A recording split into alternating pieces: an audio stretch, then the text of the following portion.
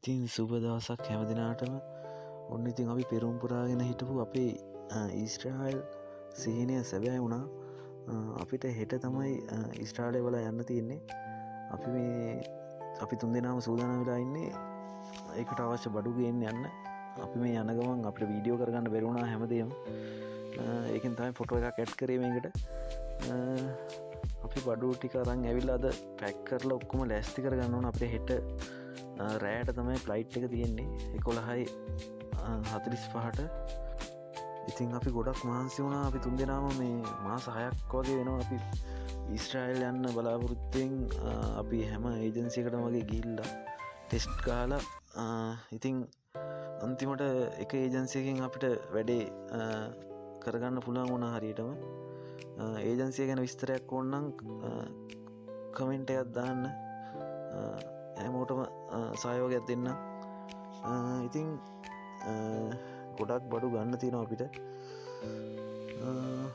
මාස 4ක් වගේ කෙටි කාලයකින් අපේ සිහිනය සැබෑ වුණා. ඉතින් ඊස්ට්‍රායිල් යන්න බලාපොරොත්තුෙන් දැනට ලංකාවේ ඉන්න යාළුවෝ හැමදෙනාම කමෙන්ට් එකක් දාන්න. පුළුවන් ආකාරයෙන් හැමෝටම වචනයෙන් හරි උදව් කරනවා. ඉතින් හැමෝම ට්‍රයි කරන්න අනිවාර්යෙන් ගොඩදාගන්න පුළුවන්. අනිවාර්යෙන් ඔයාලගේ හේනේ සැබෑ කරගන්න පුළුවන්. මේක ඇත්තටම දැන් මේ දවස් වෙනකොට ඉතින් අපිට මාර අවුල් සතුටයි දුකයි මිශ්‍ර වෙලා කියාගන්න බැරි හැඟීමකින් ඉන්නේ. අපිට ඉතින් හැමදේම වීඩියෝ කරගන්න බැරි වෙයි. පුළුවන් ආකාරයෙන් හැමදේම වීඩියෝ ෂෝට් වීඩියෝකින් හරි වීඩියෝ කරලා මේකට ඇඩ් කරලා ඔයාලට පෙන්වන්න බලාපොරොත්තු වෙනවා. ඔන්න ඉතින් අපි බඩු ටික නම් අරන් ආවා. අපි තුන් දෙනාම එකම ෂොප් එකකින් තමයි ගත්තේ බඩු. ඇඹිලි පිටියෙන් තමයි ගත්තේ. මේ අපිට කිට්ටුවම ඇඹිලි පිටියේ තියෙන නිසා ඇඹිලි පිටියේ ෂොප් එකක් තියෙනවා. අපි බඩු ඕන දෙයක් එකපාර එක තැනකින් ගන්න පුළුවන්. ඉතින් මේ මොහොතට හිතට එන හැඟීම් කියා ගන්න බෑ. ඔයාලටත් ඒ හැඟීම ඉක්මනටම ලැබෙයි. ඔයාලට වචනෙන් කියන්න බෑ මේක. දුක සතුට හැමදේම මිශ්‍ර වෙලා අමුතුම හැඟීමකින් තමයි මේ මොහොත වෙනකොට අපි ඉන්නේ. ඔයාලටත් ඒ අත්දැකීම ඉක්මනින්ම ලැබෙයි කියලා මං හිතනවා. ලැබෙන්න කියලා ප්‍රාර්ථනා කරනවා. ඉතින් මොනව කරන්නද? ඉතින් අපේ හීන වෙනුවෙන් අපිට ගොඩක් දේවල් වලින් ඈත් වෙන්න වෙනවා. ඉතින් මේ විදිහට අපි බඩු ටික පැක් කරනවා දැන්. අපිට ෆ්ලයිට් ටිකට් ටික තියෙන විදිහට මේ මේන් ලැගේජ් එකේ කිලෝ 30ක් තමයි ගෙනියන්න පුළුවන්. එතකොට හෑන්ඩ් බෑග් එකේ අපේ කරේ එල්ලන් යන බෑග් එකේ කිලෝ 7යි. ඔන්න ඉතින් ඒ දවසත් උදා වුණා. අපි යන්න දැන් ලෑස්ති කරන ගමන් තමයි ඉන්නේ. ඉදුම් වැදලා එහෙම අපි දැන් යන්න අපේ වාහනේ ඇවිල්ලා තියෙන්නේ. බඩු ටික පැක් කරගෙන දැන් යන්න තමයි ඉතින් තියෙන්නේ එයාපෝට් එකට. එයාපෝට් එකට යන්න කලින් ඒජන්සියටත් යන්න ඕන. එතන එයාලගේ යුනිෆෝම් එකක් දෙනවා. ඒකත් දාගෙන තමයි යන්න තියෙන්නේ. එයාපෝට් එකට යන්න ඕන අපි හවස 7ට විතර. 7 වෙනකොට එයාපෝට් එකේ ඉන්න කියලා තියෙනවා. ඒ වුණාට අපි ටයිම් දවල් 12:00 වගේ අපි ගෙදරින් පිටත් වෙන්න තීරණය කළා. අපි පිටත් වෙන්නේ අගුණපොළ පැලැස්ස ඉඳලා. ඒ නිසා අපිට කොහොමත් පැය දෙකමාරක් යනවා අපිට ඒජන්සියට යන්නත් ඕන නිසා. ඒජන්සියෙන් අපිට කියලා තියන්නේ දවල් 3 වෙනකොට ඒජන්සි ඉන්න කියලා. එතනත් පොඩි වැඩ ටිකක් තියෙනවා. ඒ ටිකත් කරගෙනම තමයි එයාපෝට් එකට යන්න තියෙන්නේ. එයාපෝට් එකේ හවස 7 වෙනකොට ඉන්න ඕන. පැය 3කට කලින්වත් ගමනට පැය 3කට කලින් අනිවාර්යෙන් එයාපෝට් එකේ ඉන්න කියලා තියෙනවා. ඉතින් මේ විදිහට බඩු ටික පටවගෙන අපි 12:00 වගේ ගෙදරින් පිටත් වෙනවා. ඉතින් යාළුවනේ මේ මොහොතේ දැන් හැඟීම ගන්න ඉතින් කියලා වැඩක් නැහැ ඒක. වචන වලින් කියන්න බෑ මෙහෙමයි කියලා.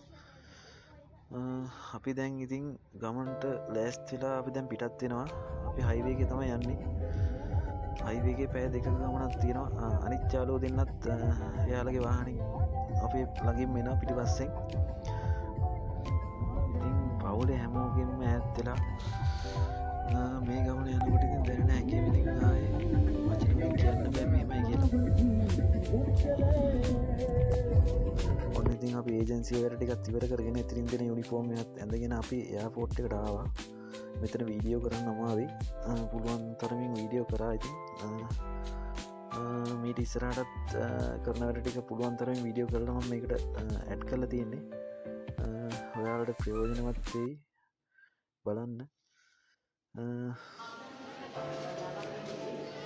ඉතින් යන හැමෝගේ මේත්තිලා මෙතින් ඇතුළට යන මෙතරින් හාට ගෙදර අයට ඇතුළට යන්න බෑ. මෙතින් පාර සීදීල මෙතින් තොට ගයාගෙන ආය යාල දක්න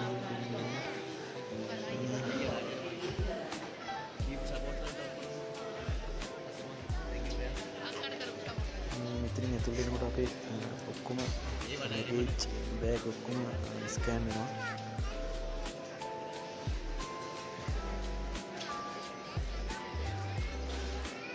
ඉතින් අපේ මේ අපේ සෙට් එක 15 දිනක් යනවා. අපේ ඒජන්සියෙන් අද දිනේ 15 දිනක් අපි ෆ්ලයිට් එක යනවා. අපේ කණ්ඩායම 15 දෙනාම එකට තමයි යන්නේ. අපි 3 දෙනාම එකම ගමේ පොඩි කාලේ ඉඳලා ඉතින් දන්නවා එකට හිටපු අය. ඉතින් එකටම යන්න ලැබෙනවා කියන එක වෙනම දෙයක්. මාර සතුටුයි. අපි 3 දෙනා එකටම තමයි ඒජන්සියේ හැම දෙයකටම ටෙස්ට් වලට සහභාගී වුණේ. ඉතින් ලේසියෙන් එහෙම අවස්ථාවක් හම්බෙන්නෙත් නැහැ. ඉතින් ඔක්කොම වැඩ ටික ඉවර වෙලා ෆ්ලයිට් එකට ඇතුල් වෙන ගමන් තමයි අපි ඉන්නේ. අපි ඩුබායි හරහා තමයි යන්නේ. අපි ඩුබායි වලට ගිහිල්ලා තමයි ආයේ තව ෆ්ලයිට් එකකින් ඊශ්‍රායල් වලට යන්න තියෙන අපිට. ඉතින් අපි මේ ෆ්ලයිට් එක ඇතුළට යනවා දැන්.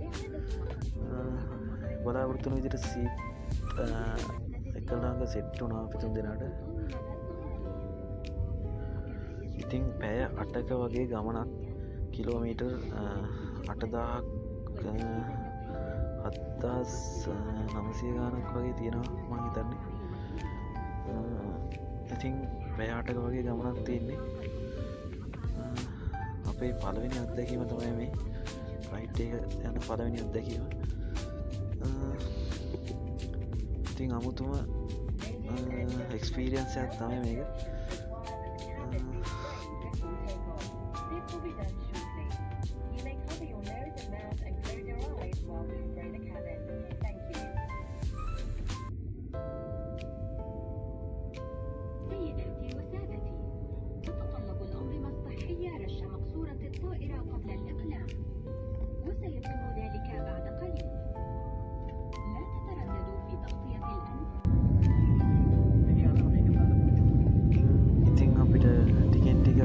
නොපෙනියා එක මාරම දුකක් කරන්න දෙන්නේ. ඉතින් අපි හීන වෙනුවෙන් ගොඩක් දේවල් කැප කරන්න වෙනවා.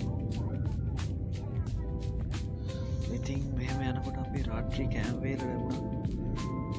ඒකත් කාලේ ඉවර වෙලා ආයේ ගමන යනවා. තව පැය 3ක් වගේ තියෙනවා අපිට ඩුබායි වල බහින්න. ඉතින් අපි ඩුබායි වලින් අනිත් ෆ්ලයිට් එක නැග්ගා. අපිට ඒ ටික වීඩියෝ කරගන්න බැරි වුණා. දැන් ඊශ්‍රායලට ළඟා වෙලා ඉන්නේ අපි. තව මිනිත්තු 49කින් අපි ඊශ්‍රායලේ ගොඩ බහිනවා. ඉතින් අපිට දැන් ඊශ්‍රායලය පේන නොපෙනෙන දුරින් තමයි අපි දැන් ඉන්නේ. තව සුළු මොහොතකින් අපි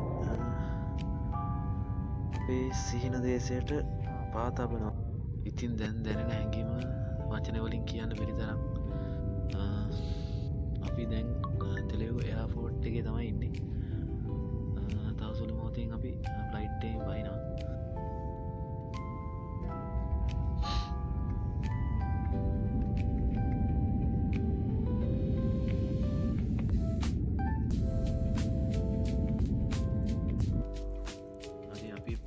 දැන් බහින ගමන් තමයි ඉන්නේ.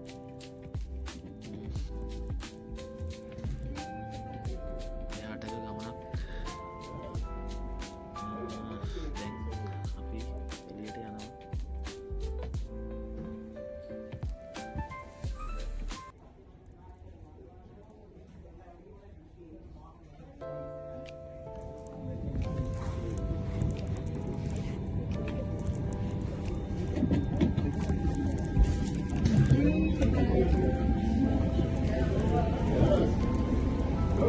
viene con mis saludos.